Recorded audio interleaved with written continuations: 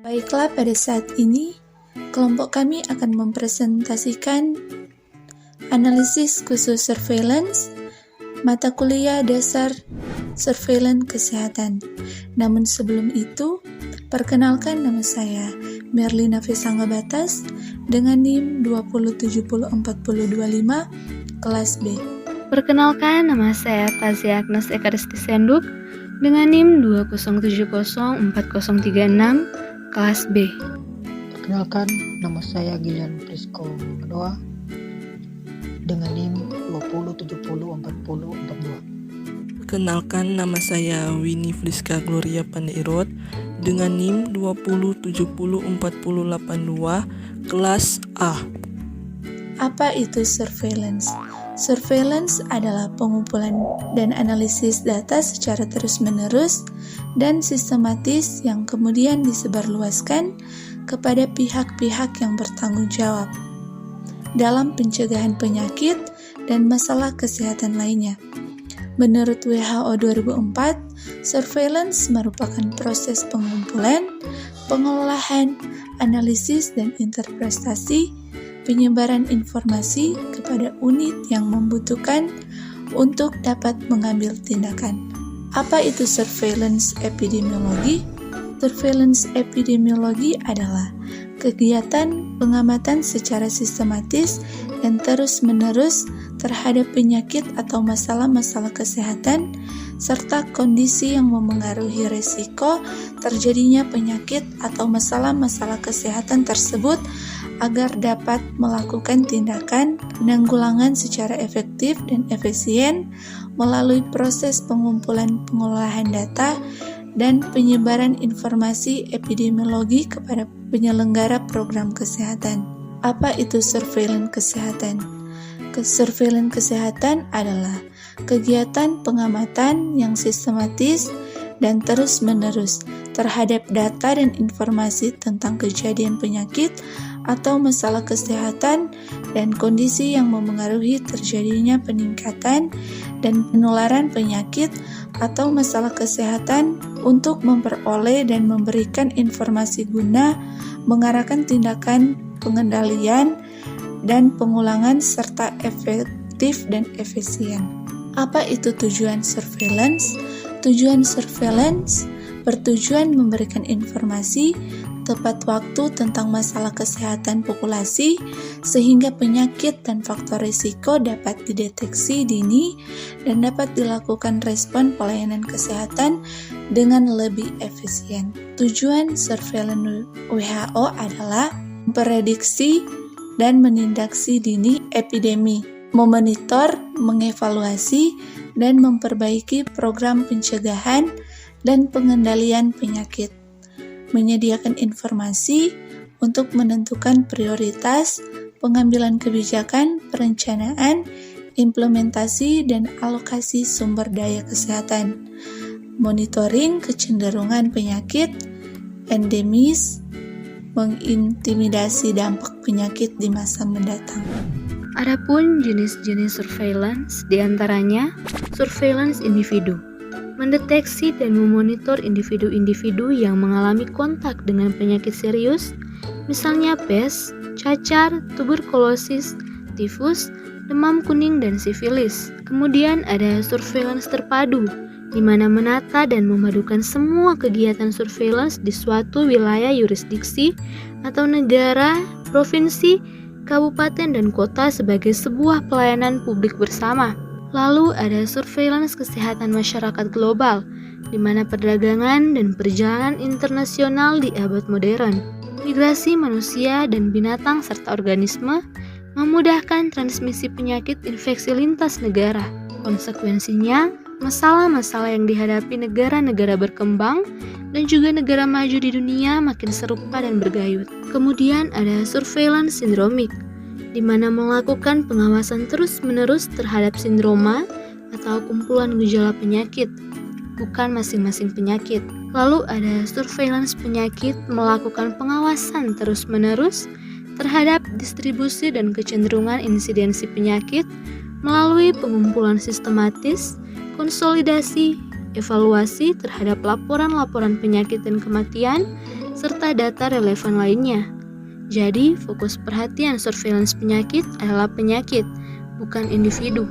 Adapun ruang lingkup surveillance diantaranya surveillance epidemiologi masalah kesehatan, surveillance epidemiologi penyakit tidak menular, surveillance epidemiologi masalah kesehatan, surveillance epidemiologi penyakit menular, surveillance kesehatan matra, dan surveillance kesehatan lingkungan dan perilaku.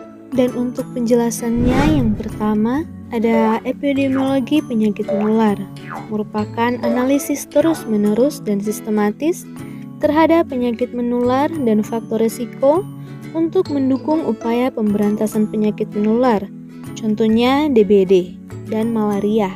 Kemudian yang kedua ada surveillance epidemiologi penyakit tidak menular, merupakan analisis terus-menerus dan sistematis terhadap penyakit tidak menular dan faktor risiko untuk mendukung upaya pemberantasan penyakit tidak menular. Contohnya ada hipertensi dan penyakit jantung koroner. Yang ketiga ada surveillance epidemiologi kesehatan lingkungan dan perilaku, merupakan analisis terus-menerus dan sistematis terhadap penyakit dan faktor risiko untuk mendukung program penyehatan lingkungan. Contohnya ada vektor, nyamuk, keberadaan rodent atau tikus, kemudian ada PHBS atau perilaku hidup bersih dan sehat. Kemudian yang keempat ada surveillance epidemiologi masalah kesehatan, merupakan analisis terus-menerus dan sistematis terhadap masalah kesehatan dan faktor risiko untuk mendukung program-program kesehatan tertentu.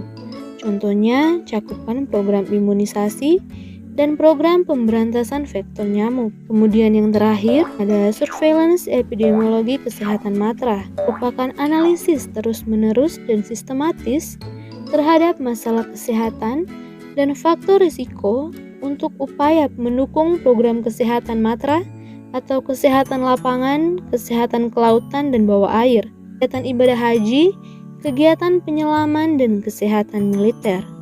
Sumber data surveillance yaitu data kesakitan yang dapat diperoleh dari unit pelayanan kesehatan dan masyarakat, data kematian yang dapat diperoleh dari unit pelayanan kesehatan, serta laporan dari kantor. Dari pemerintah dan masyarakat, data demografi yang dapat diperoleh dari unit statistik, kependudukan, dan masyarakat. Data geografi yang dapat diperoleh dari unit meteorologi dan geofisika. Data laboratorium yang dapat diperoleh dari unit pelayanan kesehatan dan masyarakat. Data kondisi lingkungan, laporan wabah, laporan penyelidikan wabah atau KLB. Pencatatan kematian, laporan penyakit dalam kurung sumber terpenting, laporan KLB atau wabah, pemeriksaan laboratorium, penyelidikan peristiwa penyakit, penyelidikan wabah, survei penyakit, penyelidikan tentang distribusi vektor dan reservoir, penggunaan obat-obatan, sera dan vaksin, keterangan tentang penduduk serta lingkungannya, rumah sakit, praktik umum, absen kerja, sekolah, dan SKRT. Adapun mekanisme kegiatan surveillance yaitu identifikasi kasus dan masalah kesehatan serta informasi terkait lainnya, perekaman, pelaporan dan pengolahan data, analisis dan interpretasi data. Komponen kegiatan surveillance: pengumpulan data, kompilasi, analisis dan interpretasi, umpan balik dan diseminasi informasi, studi epidemiologi, penyebaran informasi kepada unit yang membutuhkannya, membuat rekomendasi dan alternatif tindak lanjut, dan umpan balik. Kriteria sistem surveillance: sederhana, fleksibel dan akseptabel, representatif, akurat, dan tepat waktu. Pendekatan surveillance. Pendekatan surveillance individu. Memonitor individu yang kontak dengan penyakit serius, deteksi gejala. Isolasi terhadap kontak dan penyakit dapat dikendalikan. Contoh pendekatan individu adalah karantina. Pendekatan surveillance penyakit. Pengamatan terus-menerus terhadap distribusi dan kecenderungan insiden penyakit melalui pengumpulan sistematis dan evaluasi laporan penyakit, kematian, dan data relevan. Pendekatan surveillance terpadu menekankan koordinasi, integrasi, Sinergi dari semua kegiatan surveillance menggunakan struktur, proses, dan personalia yang sama, mengumpulkan informasi untuk pengendalian penyakit, karakteristik. Surveillance sebagai layanan bersama, menggunakan pendekatan solusi majemuk, menggunakan pendekatan fungsional. Sinergi antara fungsi inti dan fungsi pendukung, mendekatkan fungsi-fungsi surveillance dengan pengendalian penyakit. Surveillance berbasis laboratorium, memonitor penyakit infeksi, laboratorium deteksi strain kuman penyakit, deteksi outbreak penyakit lebih segera dibandingkan pelaporan dari layanan kesehatan. Dalam hasil presentasi kelompok kami, atas perhatian dan kerjasamanya, kami ucapkan terima kasih banyak dan shalom.